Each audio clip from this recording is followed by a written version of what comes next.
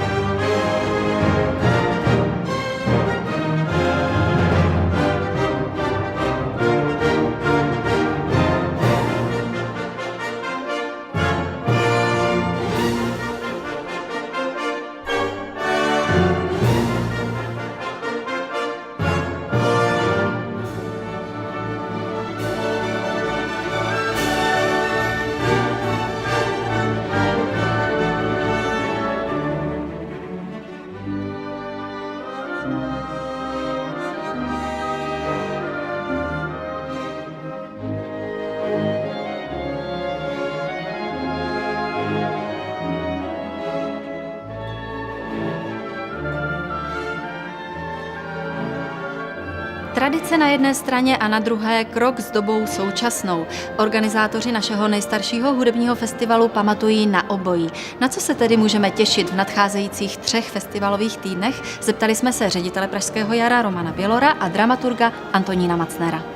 Letošní ročník Pražského jara, ročník 2012, se bude odlišovat od předcházejících 2 let především velkou programovou svobodou. Tím samozřejmě nechci říci, že bychom v těch předcházejících 2 ročnících byli nesvobodni.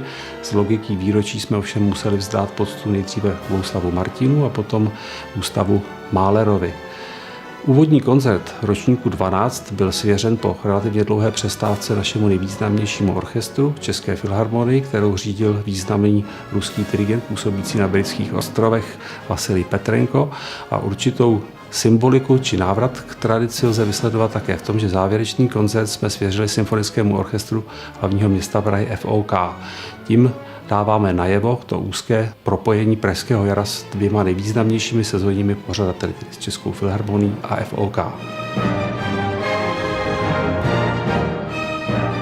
Stejně jako v posledních ročnících i letošní Pražské jaro se otvírá také dalším žánrům a tvorbě, která stojí mimo tu hlavní linii té klasicko-romantické koncertantní literatury.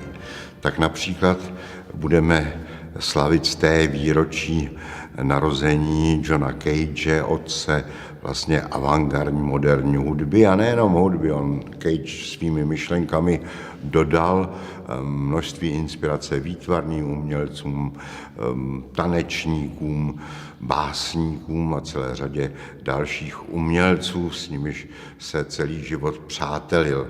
Obdobně budeme slavit také výročí 80. narozeniny žijícího českého skladatele Marka Kopelenta, který počátkem 60. let stál u kolébky české nové hudby. Budeme vlastně svědky retrospektivy z jeho smyčcových kvartetů a potažmo uslyšíme i jednu z jeho komorních kantát Agnus Dei. A na druhé straně například poprvé uvítáme na Pražském jaru soubor Cikánský ďábli, tedy romskou hudbu nefalšovanou, a z druhé strany bych třeba jmenoval Big Band Battle, v níž se střetne Melody Makers Ondřeje Havelky z Bratislava Hot Serenaders Juraje Bartoše, kteří se specializují na jazz a hot dance music 30. let, a to včetně Milana Lasici v úloze zpěváka, jím přetextovaných do slovenštiny světových evergreenů. Dámy a pánové, dovolte, abych prohlásil Pražské jaro 2012 za zahájené.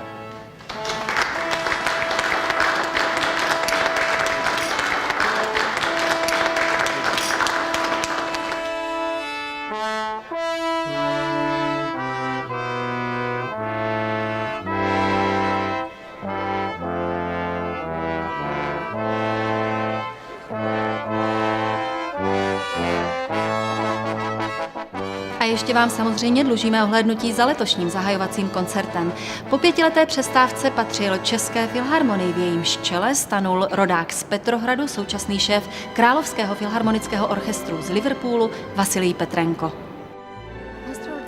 Pane dirigente, vybavíte si své vůbec první setkání s cyklem Má vlast a možná i některou z mimořádně působivých interpretací tohoto díla? Jako první jsem nastudoval samozřejmě Vltavu. To už bylo před pár lety. A pak jsem dělal Šárku dokonce několikrát.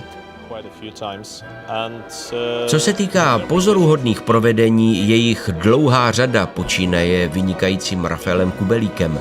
Dobrou nahrávku má Herbert von Karajan, opravdu vynikající je nahrávka Jiřího Bělohlávka, je jich spousta.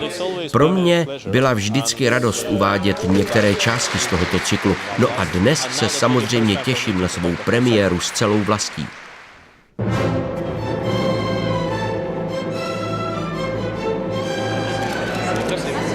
Má vlast zahájení Pražského jara na straně jedné je věc tak známá, že všichni máme pocit, že ji nekonečně známe.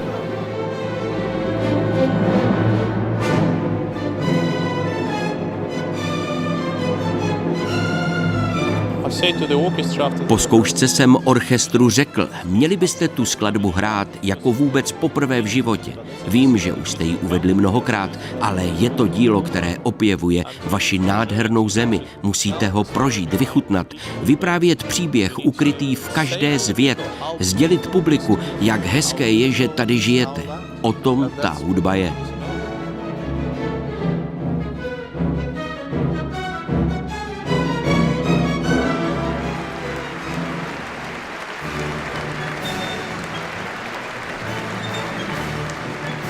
Skvělé a pořád tleskají.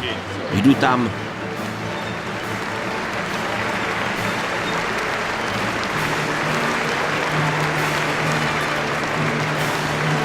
Opravdu dobré, výborné, hezký koncert, báječný ohlas publika, všem se to líbilo, myslím, že i panu prezidentovi, a to je důležité.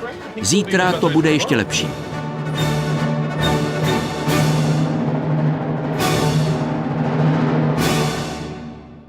Hezčí tečku bychom asi těžko hledali. Příště se uvidíme ve středu 16. května. Nashledanou.